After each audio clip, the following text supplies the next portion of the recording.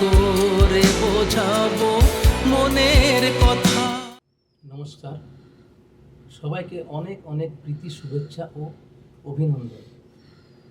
আমরা একটা নতুন গান নিয়ে এসেছি। গানের নাম মনের কথা।